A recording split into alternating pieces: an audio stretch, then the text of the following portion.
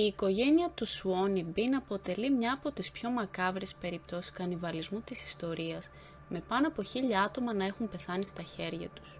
Αν σας αρέσει το βίντεο, κάντε εγγραφή στο κανάλι και πατήστε το like για υποστήριξη. Ιστορικά υπάρχουν καταγεγραμμένες αμέτρητες περιπτώσεις όπου άνθρωποι οδηγήθηκαν στην κατανάλωση άλλων ομοειδών τους. Αυτή μπορεί να είναι μια επιλογή ανάγκης ως ο μόνος τρόπος επιβίωσης, όπως στη διάσημη περίπτωση της ομάδας του ράγκμπι, όπου το αεροπλάνο στο οποίο επέβαιναν συντρίφτηκε στις Άλπεις, αφήνοντας τους επιζώντες χωρίς προμήθειες για αρκετές εβδομάδες, είτε μια απόλυτα συνειδητή απόφαση. Στη δεύτερη περίπτωση θα συναντήσει κανείς περιπτώσεις των ηθαγενών σε αχανή και δυσπρόσιτα δάση του κόσμου, όπου ο κανιβαλισμός ήταν ένας τρόπος να διατηρήσουν τη ζωντανή ψυχή του αποθανόντα, έως την ιατρικά τεκμηριωμένη κατανάλωση ανθρώπινης σάρκας κατά την περίοδο του Μεσαίωνα, που στηριζόταν στην ιδέα πως τρώγοντας μέρος του σώματος αντίστοιχο με αυτό που υπήρχε πρόβλημα, ο ασθενής θα γιατρευόταν, δηλαδή κάποιος που είχε μικρανίες θα κατανάλωνε τμήμα κρανίου ή εγκεφάλου από κάποιον άλλον άνθρωπο. Η γνωστή περίπτωση του Σουόνι Μπιν όμως δεν αντικατοπτρίζει ούτε θρησκευτικές ούτε ιατρικές πεποιθήσεις. Η οικογένεια Σουόνι αντιπροσωπεύει τη πιο μακάβρια και ίσως χειρότερη πτυχή του κανιβαλισμού. Σύμφωνα με τη σκοτσέζικη ιστορία, ο Αλεξάνδερ Σουόνι Μπιν, γιος ενός κατασκευαστή χαντακιών, όταν λόγω της ανικανότητάς του απέτυχε να διατηρήσει την οικογενειακή επιχείρηση, αποφάσισε να εγκαταλείψει τα εγκόσμια μαζί με τη γυναίκα του Άγνες Ντάγκλας, η οποία είχε προηγουμένως κατηγορηθεί πως ήταν μάγισσα. Έτσι, έπειτα από μια σύντομη περιπλάνηση, η νέα τους κατοικία έγινε μια παραθαλάσσια σπηλιά κοντά στο Μπαρλατρέ, στη περιοχή Εσάρι της Σκωτίας. Για 25 χρόνια ο Σουόνι εκπλήρωσε το καθήκον του απέναντι στο ανθρώπινο είδος ως πατέρας 14 παιδιών. Αυτή η μεγάλη απομονωμένη στη σπηλιά οικογένεια μεγάλωσε ακόμα περισσότερο έπειτα από διαρκείς ενδογαμίες τόσο μεταξύ αδερφών όσο και γονιών παιδιών. Στα 25 χρόνια παρουσία του στη σπηλιά, η οικογένεια Μπιν αριθμούσε τα 48 μέλη. Αν αναλογιστεί κανείς τις συνθήκες ζωής τον 15ο αιώνα στην Αγγλία, γρήγορα θα κατέληγε στο συμπέρασμα πως ήταν αδύνατο να μπορεί ένας άντρας να συντηρεί μια οικογένεια 48 ατόμων. Θα χρειαζόταν τεράστιες εκτάσεις γης, πολλά οικόσιτα ζώα και υπερβολική κούραση για να υπάρχει κάθε μέρα αρκετό φαγητό στο τραπέζι για όλους. Ο Σουόνι όμως, σαν σωστός οικογενειάρχης, είχε προνοήσει για τα πάντα και δεν άφηνε ποτέ την ξιαγάπητη οικογένειά του πεινασμένη. Αντίθετα, τους παρήχε πρώτης τάξης φαγητό, αυξάνοντας όχι μόνο τις δυνατότητες επιβίωσης, αλλά και το σωματικό τους σθένος. Αυτά τα 25 χρόνια που έζησε η δεμένη οικογένεια στη σπηλιά, πάνω από 1.000 άτομα αποτέλεσαν το κυρίως πιάτο τους. Τα πρώτα γεύματα ήταν ταξιδιώτες που έκαναν εν αγνία τους το λάθος να περάσουν κοντά από τη σπηλιά. Ο Σουόνι ξεκίνησε την καριέρα του σκοτώνοντας και ληστεύοντάς τους. Αρκετά ευφυής γνώριζε πως το να σπαταλάει τα χρήματα των ταξιδιωτών του για τροφή γρήγορα θα τον στοχοποιούσε και σύντομα θα είχε την ίδια μοίρα. Αντιμέτωπος με την πείνα και το φόβο, τελικά συνειδητοποίησε πως η λύση ήταν τόσο καιρό μπροστά στα μάτια του. Κάπως έτσι ξεκίνησαν οικογενειακώς να διαμελίζουν και να ψήνουν τους άτυχους ταξιδιώτες. Καθώς η οικογένεια αυξανόταν εκθετικά και ένα πτώμα δεν αρκούσε για όλους, πλέον δεν περίμεναν κάποιον να περάσει κοντά στη σπηλιά για να το σκοτώσουν, αλλά έβγαιναν οι ίδιοι για κυνήγι, αναζητώντας τα υποψήφια για κατανάλωση και όχι ληστεία θύματα. Οι εξαφανίσεις είχαν γίνει αισθητές στη τοπική κοινότητα. Φαίνεται μάλιστα πως η οικογένεια, περνώντας πλέον στην υπερκατανάλωση, πετούσε διαμελισμένα κορμιά που δεν θα έτρωγαν στη θάλασσα. Αυτά έπειτα ξεβράζοντας στις ακτές και περίμεναν τους χωρικούς να τα ανακαλύψουν. Ο τρόμος δεν άρχισε να σκορπίσει.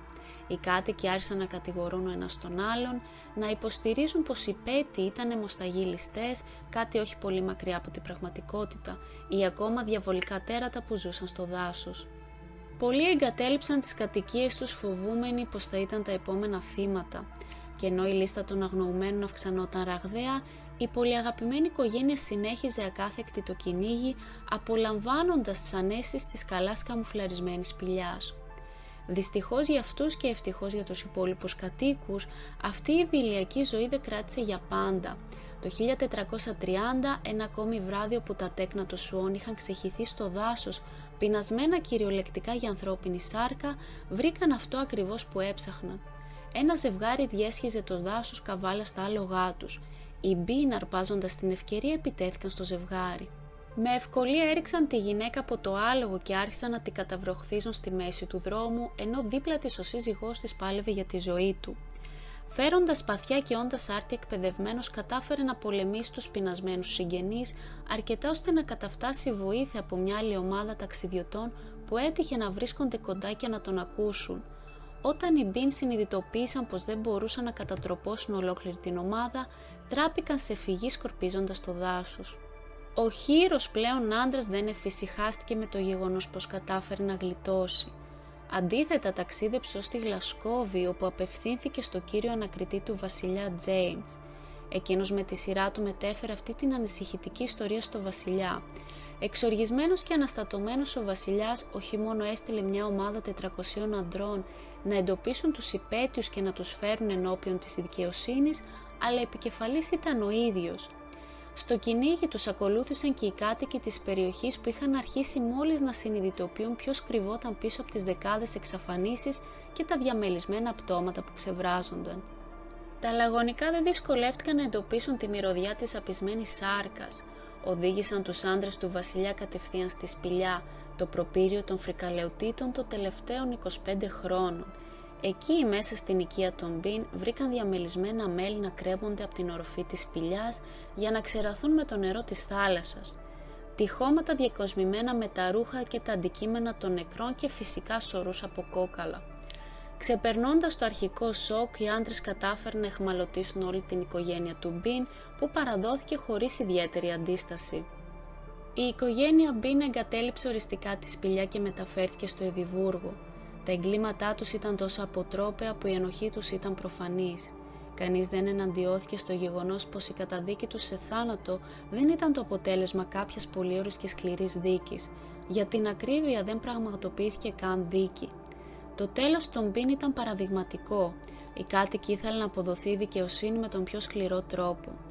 Τα αρσενικά μέλη της οικογένειας ακροτηριάστηκαν στα άκρα και αφέθηκαν να αιμορραγήσουν μέχρι θανάτου, ενώ οι γυναίκες και τα παιδιά υποχρεώθηκαν να παρακολουθήσουν πριν καούν ζωντανοί. Κανένα μέλος δεν έδειξε την παραμικρή μεταμέλεια για ό,τι είχε κάνει, αλλά ούτε και φόβο. Δέχτηκαν την καταδίκη τους με ψυχρή ηρεμία. Υπάρχουν αρκετοί σήμερα που υποστηρίζουν πως όλη αυτή η ιστορία δεν είναι τίποτα περισσότερο από ένας ακόμα μύθος. Είναι σαφής η έλλειψη τεκμηριωμένων ιστορικών στοιχείων και αναφορών, όπου να εμφανίζονται τόσο μεγάλοι αριθμοί αγνοουμένων.